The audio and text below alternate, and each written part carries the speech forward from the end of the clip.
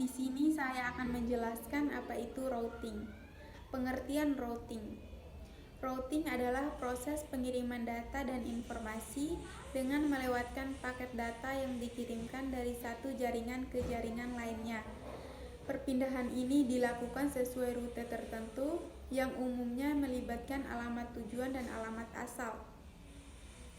Dalam Internet Network, routing memindahkan paket internet ke sumber informasi sesuai alamat jalur yang diketik. Selanjutnya, cara kerja routing. Pada gambar di atas, terdapat dua buah network yang terhubung dengan sebuah router. Network sebelah kiri yang terhubung ke port 1, router mempunyai alamat network 192.160.1.0, dan network sebelah kanan terhubung ke port 2 dari router dengan network address 192.165.2.0. Komputer A mengirim data ke komputer C, maka router tidak akan meneruskan data tersebut ke network lain. Begitu pula ketika komputer F mengirim data ke komputer E, router tidak akan meneruskan paket data ke network lain. Barulah ketika komputer F mengirim data ke komputer B, maka router akan meneruskan paket data tersebut ke komputer B. Selanjutnya, fungsi routing. Fungsi routing adalah menghubungkan segmen jaringan lain untuk mengirimkan paket data. Routing penting untuk dipahami karena berguna untuk mengetahui dasar-dasar pada sebuah jaringan. Dengan mempelajari cara routing ini, Anda bisa mengkonfigurasi dua atau lebih peruteran untuk saling terhubung dan mengirim pesan ping. Jadi, bisa dibilang routing sangat berguna untuk komputer masa kini. Berkat proses peruteran, komputer dapat meneruskan pesan dan mengirim data secara akurat ke komputer lain yang jauh. Selanjutnya, jenis-jenis routing. Yang pertama ada static routing.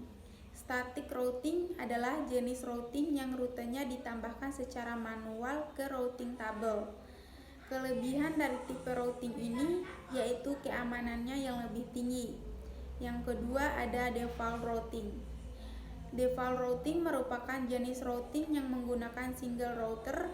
Router yang digunakan akan mengirim semua paket ke single router.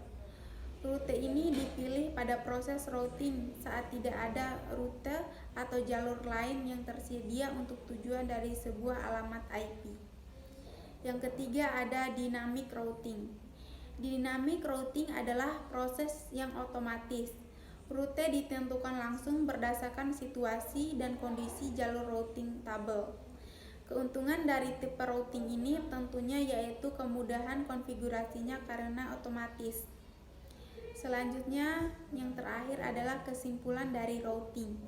Jadi, kesimpulan dari routing ini adalah proses pengiriman data dan informasi dengan melewatkan paket data yang dikirimkan dari satu jaringan ke jaringan lainnya. Peruteran dinamis juga merupakan pengisian otomatis data peruteran dalam tabel peruteran. Router dinamis mempelajari jalur terbaik untuk meneruskan paket dari satu jaringan ke jaringan lain. Dalam dinamika router, admin hanya menentukan bagaimana router mempelajari paket dan router secara otomatis akan mempelajarinya sendiri. Rute dalam peruteran dinamis akan berubah saat router belajar. Peruteran dinamis digunakan ketika jaringan memiliki lebih dari satu jalur ke tujuan yang sama. Peruteran dinamis dibangun berdasarkan informasi yang dikumpulkan oleh protokol peruteran. Protokol ini digunakan untuk mengikuti perubahan kondisi jaringan.